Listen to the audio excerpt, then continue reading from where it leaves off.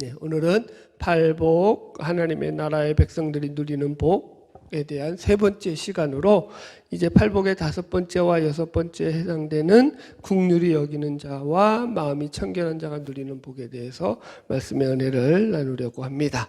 지난주에도 말씀드렸지만 여기서 예수님께서 말씀하고 있는 이 복 마카리오스는 세상적인 복이 아니라 신령한 복이다. 그래서 이 신령하다는 것은 하나님과 관련된, 하나님과 관계 맺어서 누리게 되는 복이다라는 것을 계속 말씀드렸어요. 오늘도 이 복에 대한 이야기를 하나 더 찾아볼 텐데요. 우리 마태복음 13장에 보면은 예수님의 천국 비유 가운데서도 이런 이야기가 나와요. 한번 찾아볼까요? 마태복음 13장 10절 같이 한번 보겠습니다. 이 말씀도 본문이 참 재미있는 말씀이죠. 자, 한번 읽어봅시다. 마태복음 13장 10절로 12절까지 쭉 읽겠습니다. 같이 읽을게요. 시작. 제자들이 예수께 나와 이르되 어찌하여 그들에게 비유로 말씀하시나이까? 대답하여 이르시되 천국의 비밀을 아는 것이 너희에게는 허락되었으나 그들에게는 아니 되었나니 무릇 있는 자는 받아 넉넉하게 되되 없는 자는 그 있는 것도 빼앗기리라. 아멘. 지금 예수님께서 이 천국의 비유를, 이 천국의 말씀을 비유로 말씀하셨죠. 그래서 천국 비유라고 하잖아요. 비유로 말씀하시니까 제자들이 아니 예수님 왜 비유로 말씀하십니까? 라고 묻잖아요. 그러니까 예수님의 대답이 뭐냐면 이것은 모든 사람들에게만 허락된 그런 복이 아니라 이 말을 듣고 깨닫는 자들, 즉 제자들이죠. 여기서는 너희들에게만 허락된 것이다 라는 차원에서 그저 여기 11절에 천국의 비밀을 아는 것이 너희에게는 허락되었으나 그들에게는 아니 되었다라고 해가지고 이것이 이제 예수님이 비유로 말씀하신 이유를 그들은 들어도 깨닫지 못하고 알지 못하기 때문이다라는 것으로 설명하십니다. 그러자 이제 우리 13절 읽어봅시다. 시작. 그러므로 내가 그들에게 비유로 말하는 것은 그들이 보아도 보지 못하며 들어도 듣지 못하며 깨닫지 못함이니라. 이렇게 설명하셔요. 그죠? 그러니까 말씀이 재미있어요. 말씀을 똑같이 듣는데도 말씀을 들어도 뭐 하지 못한다고요? 들어도 듣지 못하고 깨닫지 못한다는 거예요. 그래서 이게 비유로 말씀하신다는 거예요. 여러분 이런 거죠. 우리가 흔히 예수를 믿기 전에 불신자였을 때의 상태를 영적인 소경이요 영적인 귀머거리 상태다라는 말을 많이 써요. 그죠? 그러니까 영적으로 이게 예수를 믿고 구원받기 전에 사람들을 자연인들을 가리켜서 이렇게 표현을 하죠. 영적으로 잠자고 있고 영적으로 죽어 있는 상태다. 그 영혼이 하나님과 관계 맺음이 전혀 없는 상태이기 때문에 그런 표현을 하는 거예요. 자, 그렇기 때문에 보세요. 영적으로 잠자고 있고 영적으로 이 귀머거리 상태인데 누가 무슨 말을 하는지 그게 들려요, 안 들려요? 이런 거잖아요. 여러분들 보세요. 눈이 멀은 소경한테 노란색이 아무리 설명한들 알아들어요? 못 알아들어요? 바나나 색깔이 노란색이야. 설명이 돼요? 안 돼요? 안 된다니까? 그렇다고 해서 설명이 안 돼. 그러니까 얘기를 해도 못 알아먹는다고요. 지금 그런 차원에서 예수님이 이야기하는 거예요. 그래서 이 말씀은 인간이 죄에 빠져서 하나님을 외면하고 살아갈 때 나타나는 증상 가운데 하나로서 죄인된 인간의 전형적인 모습이 이러하다라고 예수님이 설명하는 거예요. 그러면서 예수님께서 이와 반대로 말씀을 듣고 깨달아 아는 자들을 가리켜서 복되다라고 하십니다. 자, 마태복음 13장 16절 보겠습니다. 같이 읽읍시다. 시작. 그러나 너희 눈은 봄으로 너희 귀는 들음으로 복이 있도다. 아멘. 그죠? 여기서 보세요. 그들이 듣고 보는 것 때문에 복이 있다라고 말씀하셨어요. 그죠? 그들이 듣고 보는 게 뭐죠, 여기서? 그들이 듣고 보는 것은 그 앞에서 나왔듯이 11절에 천국의 비밀을 아는 것. 그죠? 천국의 비밀에 대한 것. 쉽게 말하면 천국. 킹덤 오브 헤븐, 하나님 나라, 그 나라의 비밀을 듣고 보아서 아는 것들을 이야기하는 거예요. 그러니까 이것이 그 나라에 속한 것, 하나님 나라에 속한 것을 듣고 보고 아는 것에 대한 복됨을 얘기한다고요. 세상의 어떤 고급한 정보라든가 지식이라든가 이런 것을 아는 것이 아니라 야, 어느 기업 이번에 상장한데 그거 주식 사놓으면 대박이 돼. 이런 거 아니라, 그런 세상적인 지식과 지혜가 아니라 신령한 그 나라, 하나님의 나라에 대한 비밀, 지식을 아는 거예요. 그 나라에 대해서 아는 것을 지금 예수님께서 복이다라고 말하는 거예요. 그래서 이것이 누구에게만 허락된 복이라는 거예요. 하나님을 믿고 예수를 믿는 자들에게만 허락된 복이라는 차원에서 지금 예수님이 이것을 복이다라고 얘기한다고요. 할렐루야. 자, 이런 복에 대한 이해를 가지고 이제 마태복음 본문 5장 7절로 다시 돌아가 볼게요. 우리 마태복음 5장 7절 같이 읽어봅시다. 시작. 긍휼히 여기는 자는 복이 있나니 그들이 긍휼히 여김을 받을 것이며. 아멘. 먼저 이제 문장 구조에 대한 이해를 드리겠습니다. 이게 우리말 표현에서는 이것이 긍휼히 여기는 자는 복이 있나니 그들이 긍휼히 여김을 받을 것이다 라고 해서 마치 긍휼히 여기는 것이 조건이 되어서 그것으로 인해서 나중에 긍휼히 여김을 받는 것처럼 말씀이 이해될 수 있습니다. 많은 제가 여태까지 계속 강조해 왔지만 이 팔복의 말씀은 하나님 나라의 백성들이 누리는 복으로서 이것이 그 신자된 자들의 복된 상태를 이야기하는 거예요. 그렇기 때문에 이게 조건이 되지 않는다고요. 그러니까 예수를 믿는 자들, 구원받은 자들, 신자, 하나님을 믿는 신자가 누구인가를 설명하는데 이 복으로서 지금 설명을 하는 거예요, 예수님께서. 그래서 원문대로 보자면 이것도 Blessed are the merciful 이렇게 나와요. 그러니까 이게 이제 merciful이 이 자비로운, 긍휼이 있는 이런 뜻이잖아요. 은혜로운 이런 뜻에다가 형용사에다가 더라는 사람을 나타내는 정관사가 붙어서 긍휼한 자 이런 뜻이에요. 복되도다 긍휼한 자여, 복이 있을지어다 긍휼한 자여. 원어로 보면 이런 말이에요, 여러분들. 그러니까 원뜻대로 하자면 이것은 긍휼히 여기는 자라는 말이 아니라 이 긍휼을 아는 거예요. 긍휼 안에 들어와 있는 상태인 자라는 거예요. 긍휼을 체험해서 그 속에 긍휼을 품고 있는 자가 복되다라는 얘기를 하는 거예요, 여러분들. 그러니까 긍휼을 베푸는 어떤 행동이기 이전에 긍휼을 아는 자로서, 긍휼을 품은 자로서 복된 자라고 지금 예수님이 이야기하는 거예요. 자꾸 내가 왜 조건이 아니냐 이것을 갖다가 여러분들에게 설명을 하냐면은 우리가 예수를 믿는 것을 어떤 뭐라고 할까요? 많은 이들이 자신이 어떤 그 자기 의에 입각해서 내가 열심히 믿어야 하고 성실히 믿어야 되고요, 온전히 믿어야지만 구원을 얻는 것으로 생각하는 이들이 의외로 너무 많기 때문인 거예요. 그렇게 되어 있지 않아요, 구원은요. 우리의 조건으로 구원을 얻을 수 없어요. 전적인 하나님의 은혜이기 때문인 거예요. 그래서 이걸 먼저 강조해 드리는 거예요. 그러니까 그래서 결국 신자라는 것은 긍휼의 복을 받은 자들이다. 이미 그들의 삶 속에서 그 얘기를 하는 거예요. 누구로부터? 하나님으로부터. 그래서 우리 신자들은 하나님께로부터 이미 긍휼을 입은 자들로서 하나님께로부터 받은 그 긍휼을 가지고 다른 사람도 긍휼히 여기게 되는 자들로 서게 된다는 차원에서 이 말씀이 선포되는 거예요. 그러니까 너희들은 긍휼을 베푸는 자가 되어야 한다라는 어떤 의무와 책임이기 이전에 너희들은 하나님의 긍휼을 받은 자들로서 긍휼을 품고 살아가는 자들이다가 먼저라고요. 자, 이렇게 설명을 해볼게요. 여러분들이 좀 이해를 돕기 위해서. 여러분, 영어를 하면 그 사람이 영어를 하면 그 사람이 미국 사람이에요, 한국 사람이에요?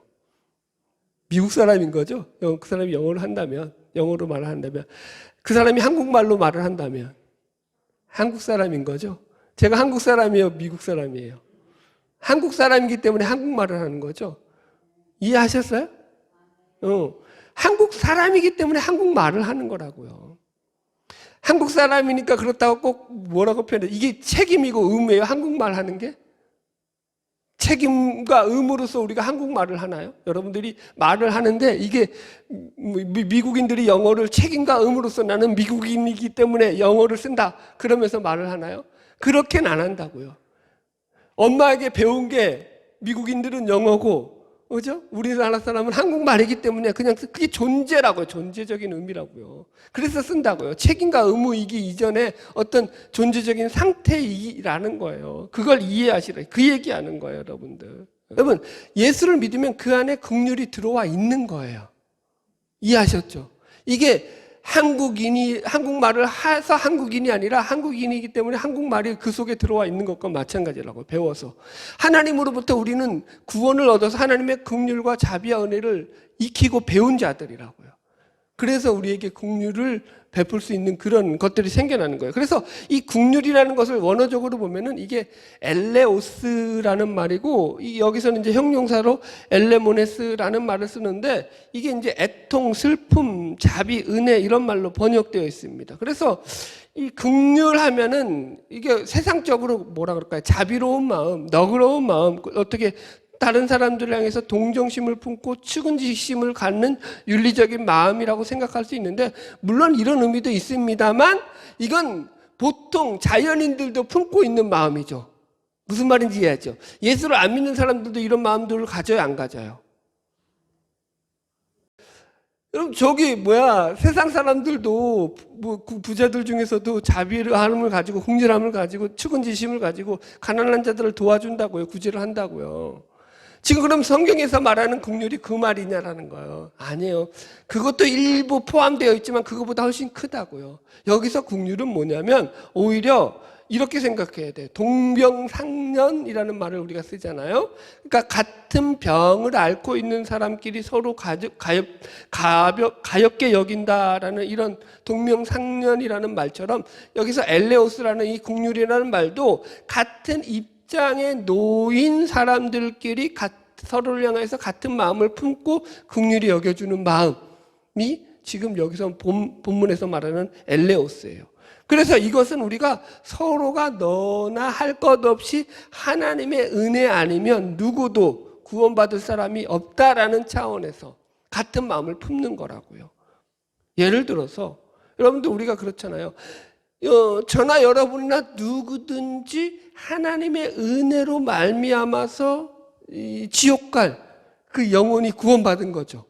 여기에 토를 달거나 이의를 제기할 사람은 한 명도 없어요. 나는 그렇지 않습니다. 나는 내가 하나님을 열심히 믿어서, 나는 내가 하나님 앞에서 특별한 존재이기 때문에 나는 내가 구원받았다라고 생각합니다 라고 한다면 그 사람은 아직 구원받은 사람이 아니라고요. 그래서 이 구원받은 신자 속에 생겨나는 마음 중에 하나가 뭐냐면, 나는 아무것도 아닙니다라는 게 생겨난다니까요. 나는 하나님의 은혜 아니면 나는 아무것도 아닙니다. 오늘 그 찬양 이제 오후 예배 때 가르쳐 드리려고 했는데, 오늘 제가 오전 예배 때는 못 가르쳐 드렸는데, 오늘 팔복과 관련돼서 제가 요즘 아주 자주 부르는 찬양이 있어요. 나는 아무것도 아닙니다. 주님의 사랑이 없으면, 이런 찬양이에요. 하나님의 은혜와 긍휼과 자비와 사랑이 없으면 우리는 아무것도 아닌 존재라는 거예요. 그런 차원에서의 긍휼인 거예요. 여러분, 하나님이 없는데, 내가 하나님을 믿지 않는데 다른 답이 있던가요? 하나님을 제외하고서 내가 내 인간적인 어떤 능력과 힘을 가지고 세상에서 내가 하나님의 복을 누리며 살아갈 수 있는 방법이 있던가요? 그건 없다고요. 세상적인 복은 누리며 살겠죠. 세상적으로 하여튼간 열심히 살아서 성공하는 비결 유튜브에 보세요. 얼마나 많은지 몰라요. 부자 되는 비결 한 100가지도 넘어. 얼마나 많은지 몰라요. 그건 세상적이라고요. 하나님을 통해서 누리는 복과는 관련이 없다고요, 여러분들. 그래서 우리는 이 긍휼이라는, 지금 오늘 본문에서 다루는 그 핵심이 뭐냐면, 아직 구원받지 못한 자들의 영혼을 바라보는 우리 먼저 구원받은 신자들의 마음 상태, 그들의 영혼을 보면서 그들을 불쌍히 여길 수 있는 상태가 긍휼이라고요. 왜요? 저들도 마찬가지잖아요. 우리도 마찬가지고. 하나님의 은혜가 아니면 우리는 구원을 못 받는다고요. 저들도 마찬가지예요.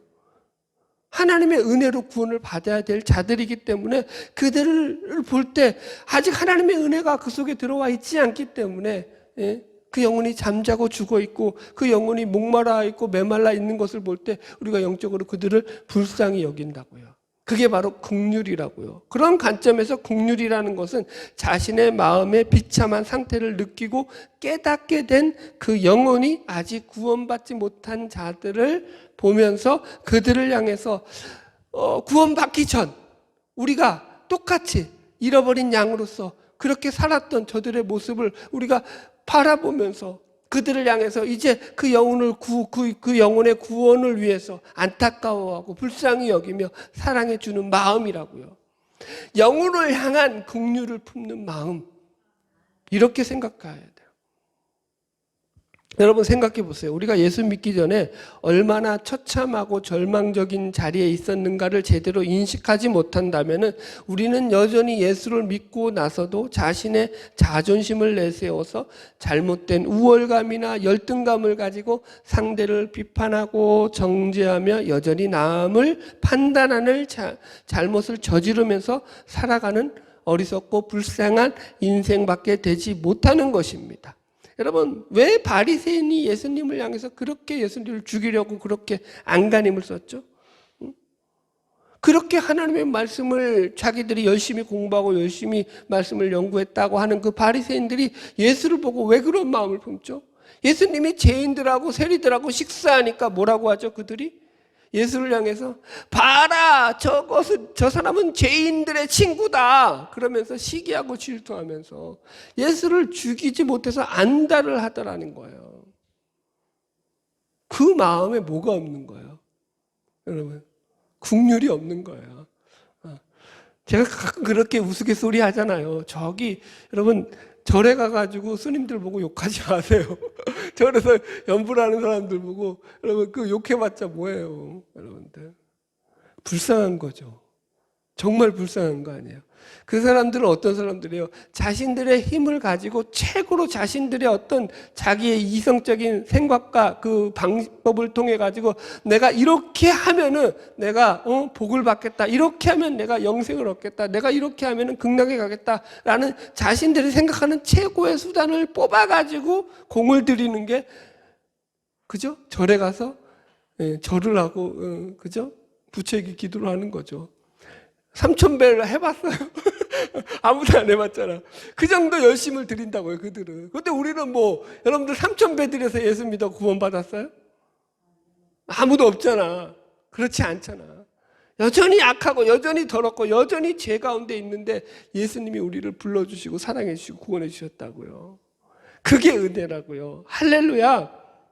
여러분, 그래서 성경을 보면 구원받은 백성들, 믿음의 선조들의 모습 속에서는 하나같이 발견되는 게 이 긍휼을 품고 있는 마음이라고요. 이게 신자된 자들의 가장, 하나님을 믿는 자들의 공통적인 특징으로서 나타나는 하나의 현상이라고요. 신앙의 현상. 보세요. 아브라함이 조카 롯을 구하기 위해서 이제 하늘 앞에 소돔과 고모라의 멸망을 하나님께서 취소해달라고 기도하잖아요.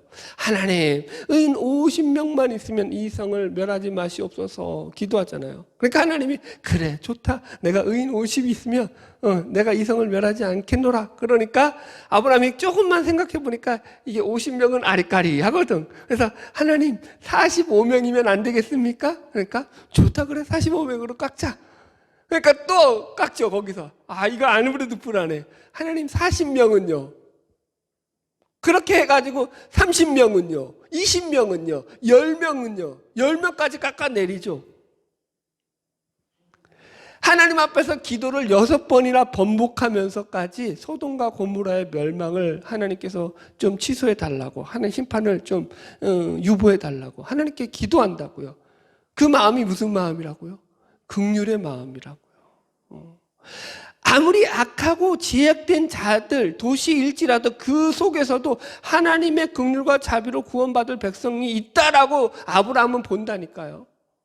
여러분들, 저 악한 저 왼수들, 죽어 마땅하고 지옥 가야 마땅할 자들이라고 생각하는 저 것들 가운데서도 하나님의 긍휼과 자비를 입을 구원받을 백성이 있다 없다? 있다라고 보는 게 우리 신자들의 마음이어야 된다라는 거예요.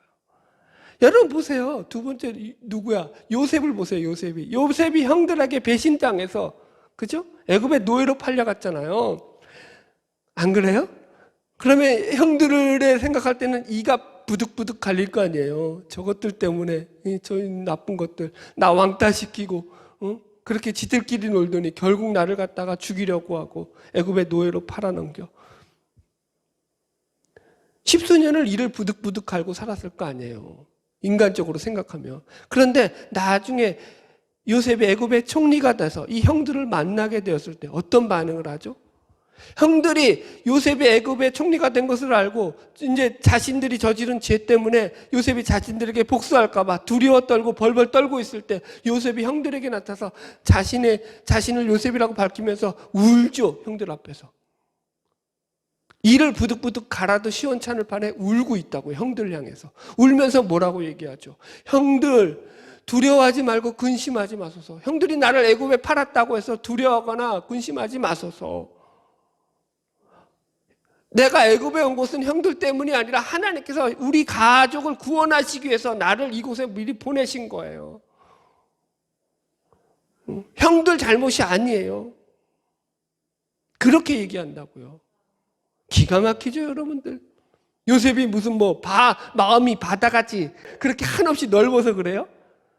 요셉의 마음이 바다같이 넓고 하늘과 같이 넓어서 그가 그렇게 형들에게 아량을 베푼 거예요? 자비를 베푼 거예요? 세상적으로 말하면? 아니라고요. 그게 아니라고요. 그가 그 고생 속에서 뭘 깨달은 거예요? 하나님의 뜻과 섭리, 하나님의 계획과 하나님의 긍휼과 사랑을 깨달은 거예요. 백날 생각해 보세요. 여러분, 요셉이 애굽의 총리가 될, 인간적으로 생각해 볼 때 요셉이 애굽의 총리가 될 가능성이 1%라도 있어요? 애굽의 노예로 팔려갔던 요셉이 자기의 능력으로, 하나님의 능력이 아니라 있어요, 없어요? 아예 없죠. 그렇지 않아요? 하나님이 그 삶을 책임져 주셨다고요. 그래서 그런 고백이 나온다고요. 신자가 신자된 특징은 그거라고요. 예수를 믿었더니 진짜 시온의 대로가 열리고 행복해. 모든 게 다 잘 돼. 얼마나 좋아요. 그건 여러분, 그런데 죄송하지만 예수를 처음 믿었을 때예요. 그때만 그래. 제가 볼 땐 그래요. 신앙이 올라가면 올라갈수록 하나님은 우리에게 시온의 대로가 아니라 좁은 길을 가게 하시죠. 길이 점점 예수를 믿는 믿음이 커질수록 길은 점점점 들어가는 길이 어떻게 돼요? 좁아져요. 잘 이겨내시기를 주의 이름으로 축복합니다. 할렐루야. 한 명만 더 할까요? 재밌네. 모세를 한번 생각해 봅시다. 여러분, 모세는 보세요. 40세에 성정이 불같아서 애굽인을 쳐 죽인 사람이에요. 그죠? 살인자라고요. 성격이 만만한 성격이에요, 아니에요? 40세에 사람 죽였다니까요. 그죠? 그래놓고 이제 하나님의 부름을 받아서 이제 애굽에서 이스라엘 백성들을 이끌어내고 구원해내서 지금 그죠? 가나안 땅으로 계속 향해 가잖아요. 그러면서도 어려운 일들이 많았어요? 없었어요? 많았죠. 한 예로 시내산에서 하나님 앞에 십계명을 받고 있을 동안에 이스라엘 백성들이 그 시내산 밑에서 어떤 일을 벌이죠? 금송아지를 만들어서 그것을 우상을 만들고 그 우상이 우리를 애굽에서 인도하여 낸 여호와다, 하나님이다라고 그렇게 큰 소리치면서 거기서 난리 부르스를 치죠. 하나님이 너 빨리 내려가 봐 모세야 하고 내려가 보니까 그 꼴이 말도 아니죠. 그래서 모세가 결국 이제 레위인들을 뽑아가지고 그것들을 다 정리를 하고, 그죠? 그리고 나서 이제 하나님 앞에 기도하잖아요. 여러분, 모세가 이스라엘 백성들을 이쁘게 봤을까요? 좋게 봤을까요? 모세에게 이스라엘 백성들은 늘 불평하고 원망했던 존재들이에요, 여러분. 여러분, 늘 자기를 향해서 불평하고 원망하는 백성들이 이쁘게 보일까요? 사람의 눈으로 보면, 인간적인 눈으로 이쁘게 안 보여요. 모세도 인간인데, 더군다나 40세에 사람을 죽였던 살인자인데 그 성정이 안 남아있겠어요? 남아있지? 저것들 내가 단칼에 이렇게 안 나오겠어요, 속으로? 그런데 모세가 어떻게 했다고요? 그 불평하는 이스라엘 백성들, 그 잘못한 이스라엘 백성들을 향해서 하나님께서 먼저 이렇게 말하죠, 모세에게. 야, 모세야, 너 이제 그래, 내가 지시할 땅으로 올라가라. 그런데 내가 이 백성들은 목이 고준 백성이야. 내가 이들과 함께 하지 않을 거야. 그렇게 말하죠. 그러니까 모세가 목숨을 걸고 하나님 앞에 다시 기도로 들어가죠. 기도의 자리. 그 말을 듣고 40일 또 금식기도 또 하는 거예요. 누구를 위해서? 자기를 욕하고 불평하던 그 백성들을 위해서 하나님께 기도하죠. 뭐라고 기도합니까? 하나님, 제발 그 뜻을 거두어 주십시오. 하나님의 영광을 돌려주십시오. 하나님, 우리와 함께 가지 아니하시려거든 우리를 올려보내지 마시옵소서. 하나님이 우리와 함께 하지 않는데 하나님의 영광이, 하나님의 긍휼이, 하나님의 은혜가 어디에 있는지 저 사람들이 어찌 알겠사옵나이까. 하나님, 우리와 함께 하시옵소서. 그 뜻을 돌이켜 주시옵소서. 기도하죠. 그 백성들을 놓고. 이게 긍휼이라고요. 하나님의 긍휼 이해하시겠어요, 여러분들? 그 마음이 그런 게 있어야 되는 거예요, 여러분들. 그래서 하나님의 나라에 속한 하나님의 백성들은 다 이 마음들이 그 속에 들어와 있다고요. 그래서 긍휼한 그 자들이 복이 있다라는 거예요. 세상적으로 뭐 너그러운 마음을 품어야 복이 있다 그 개념이 아니라, 불쌍히 여기는 마음을 품어야 복이 있다 그런 개념이 아니라 하나님을 믿는 자들로서 하나님의 백성으로서 누리는 복이기 때문에 이게 복이 있다라는 거예요. 자, 다시 본문으로서 정리합시다. 이 긍휼 같이 읽읍시다. 7절 시작. 긍휼히 여기는 자는 복이 있나니 그들이 긍휼히 여김을 받을 것이며. 보세요. 긍휼한 복이 있도다 긍휼한 자들이여. 왜냐? 그들은 긍휼히 여김을 받는다라는 거예요. 누구로부터요? 하나님으로부터. 이것은 과거적으로, 현재적으로, 미래적으로 다 통용되는 복이죠. 과거적으로는 하나님의 긍휼을 입어서 구원을 얻었죠. 베드로전서 2장 10절입니다. 너희가 전에는 백성이 아니었더니 이제는 하나님의 백성이요 전에는 긍휼을 얻지 못하였더니 이제는 긍휼을 얻은 자니라. 아멘. 여러분, 우리가 하나님의 긍휼을 얻은 자로서 구원을 얻은 거죠. 현재적으로는 하나님의 긍휼 가운데, 하나님의 도우심 가운데, 하나님의 자비로운 눈길 가운데 오늘도 살아가고 있죠. 얼마나 큽니까? 아멘? 이게 제일 크죠. 내가 잘나서, 내가 일을 잘해서, 내가 착한 일만 해서, 내가 성실하기만 해서, 내가 주의 일에 열심을 내기만 해서 한번 돌아보세요. 얼마나 주의 일에 열심을 냈는지. 하나님 앞에 부끄럽지 않을 정도로 열심을 냈나요? 부끄럽지 않을 인간은 하나도 없다고요. 예수를 믿는 인간 중에서도. 하나님 앞에 솔직하게. 그죠? 그게 아니라고요. 하나님의 긍휼로 우리를, 지금도 하나님이 우리를 사랑하시기 때문에 우리가 그 은혜 가운데서 이렇게 힘있게 살아가는 거 나와요. 생각해 보세요, 여러분. 뭐 꽃들도 뭐 하여튼 미생물일지라도 사랑한다 그러면은 그게 어떻게 돼요? 이쁘게 피잖아요.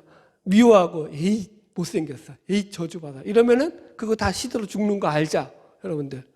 미생물도 그런데, 자그마한 것들도 그런데, 하물며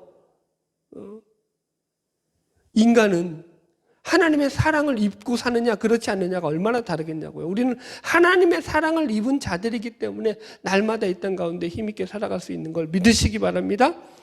마지막 미래적으로 이 긍휼은 앞으로 다가올 심판날에 그분 앞에 섰을 때 다시 한번 그분의 긍휼하심을 입어서 우리가 그 영원한 그 나라에 들어갈 것이기 때문에 너무나 중요하죠. 할렐루야. 자, 이제 8절 넘어갑시다. 여기까지 하고 마태복음 5장 8절 같이 읽읍시다. 시작. 마음이 청결한 자는 복이 있나니 그들이 하나님을 볼 것이며. 예, 여기도 그래서 본문대로 하자면 마음이 청결한 자는 복이 있나니가 복되어라 마음이 청결한 자요, 이런 말이 됩니다. 그래서 이것이 마음의 청결이 조건이 되어서 하나님의 나라를 본다, 그런 하나님을 본다 그런 말이 아니라 이미 하나님의 복을 받은 자들로서 마음이 청결한 자들이기 때문에 복되다라고 하는 말이라는 걸 여러분들 이해하시기 바랍니다. 그래서 여기서 이 마음이 청결하다 할 때 이 청결하다는 말이 헬라어로 카타로스라는 것인데 뜻이 크게 두 가지로 나눠요. 깨끗하다, 정화하다, 그 다음에 두 번째 순수하다, 이런 말이 있어요. 그래서 첫 번째 의미가 깨끗하다, 정화하다라는 거예요. 우리도 마찬가지잖아요. 여러분, 이렇게 설명해 볼게요. 옷이 더러워서 빨면은 깨끗해지잖아요. 그래서 여기서 깨끗하다는 의미가 새 것이라서 깨끗한 게 아니라 이렇게 더러워졌는데 씻고 세탁을 해서 깨끗해졌다라는 게 바로 이 카타로스라는 말이에요. 무슨 말인지 이해하시겠죠? 그래서 성경은 모든 인간의 마음이 하나님을 모르는 상태에서는 부패하고 썩어 있다라고 이야기하고 있죠. 예레미야 17장 9절 만물보다 거짓되고 심히 부패한 것은 마음이라 이렇게 말하죠. 그래서 예수님께서도 뭐라고 했죠? 친히 사람의 입으로 들어가는 것이 사람을 더럽게 하는 것이 아니라 사람의 입에서 나오는 것이 그 사람을 더럽게 한다. 그죠? 입에서 나오는 게 뭐예요? 마음에서 나오는 거죠. 좋은 게 나오든가요? 나쁜 게 나오든가요? 예수를 믿었더니 나는 마음에서 좋은 게 나오더라. 그래요? 여러분들? 한번 따져봅시다. 네? 아니라고요, 여러분들. 내가 너무 신랄하게 까나 맨날? 근데 그게 진짜라니까요. 내 안엔 좋은 게 있어요, 없어요? 없다고요. 예수가 내 안에 주인 되고 들어와서 나를 좋게 만드시는 거예요. 그래서 여기서 마음이 청결하다라는 건 그거예요. 이것도 무슨 세상적으로 마음이 깨끗하고 마음이 흠이 없고 청렴결백하고 순수한 그런 도덕적인 윤리적인 그런 마음을 이야기하는 게 아니라 예수 그리스도로 말미암아 깨끗해진 마음을 이야기하는 거라고요. 아멘? 예. 우리가 뭘로 깨끗해졌어요? 그러니까 이런 식이죠. 더러운 옷이 세탁기에 돌아가서 깨끗해지는 것처럼 우리가 예수 그리스도 안에 들어가서 예수 그리스도의 피로 깨끗해진 거라고요. 그게 지금 마음의 청결이라고요. 그래서 이것은 전적인 은혜로 되는 거죠. 할렐루야. 두 번째, 마음이 청결하다라는 것은 불순물이 섞이지 않았다라는 말이에요. 이 순수하다라는 말인데, 그래서 이것도 예수님께서 천국 비유할 때 알곡과 가라지 비유하잖아요. 알곡과 쭉정이 비유하잖아요. 그죠? 그래서 이 알곡만 있는 상태예요. 쭉정이가 들어와 있지 않는 상태. 그 상태죠. 여러분, 그래서 이것을 좀 더 우리가 넓게 해석하자면 이거예요. 그 마음 속에 하나님으로 채워지는 상태, 하나님의 말씀으로 살아가는 상태, 하나님을 따라가는 상태라는 것이에요. 그래서 이런 것들은 전혀 불신자들의 마음에 생겨나지 않죠. 여러분 보세요. 불교의 스님들이 돌을 닦잖아요. 뭐 때문에 돌을 닦죠? 그 마음을 다스리기 위해서. 우리 식으로 하자면 지금 그러니까 좀 비유를 합시다. 마음이 지금 본문식으로 마음의 청결함을 놓고 돌을 닦는다고 합시다. 여러분 40 면벽 수행을 했다고 칩시다. 그래서 스님이 어떤 스님이 40 면벽 수행을 하면서 40일간 면벽 수행을 하면서 돌을 닦고 열심히 마음을 닦았더니 마음이 청결해서 이제 하나님을 깨닫고 알아가지고 그 사람이 하나님을 믿게 됐더라. 이런 얘기 한 번이라도 들어보셨어요? 살면서? 그런 스님들이 있던가요? 없어요. 한 명도 없어요. 이게 세상적인 얘기가 아니기 때문에, 신령한 얘기이기 때문에. 돌을 백날 천날 닦아도 이게 깨달아지는 게 아니라니까요. 하나님이 그 마음에 들어와서 그를 붙잡아 주셨기 때문에 이게 지금 깨끗해지는 거예요. 지금 그 얘기하는 거예요. 그래서 마음의 청결은 믿지 않는 자연인들이 누리는 마음의 상태를 얘기하는 게 아니다. 이 얘기를 제가 계속 하는 거예요. 신령한 복이라니까요. 하나님이 우리 안에 들어와서 주어지는 거라니까요. 그래서 그 복으로 어떻게 된다고요? 마음이 청결한 자는 복이 있나니 저들이 하나님을 볼 것이다. 하나님을 본다고요. 하나님을 본다는 게 무슨 말일까요? 직접 눈으로 하나님을 만난다는 거예요? 또 이러면 또 골치 아파져요. 신비로 가는 거예요. 이러면 신비주의면 또 망하는 거야. 하나님을 본 사람이 있어요, 없어요? 요즘 또 어느 또 신령한 목사가 또 이상한 인간이 나타나서 하나님의 옆구리를 봤다네, 하나님의 뒤꿈치를 봤다네, 이런 인간들이 있어요. 골치 아파 죽겠어요, 아주.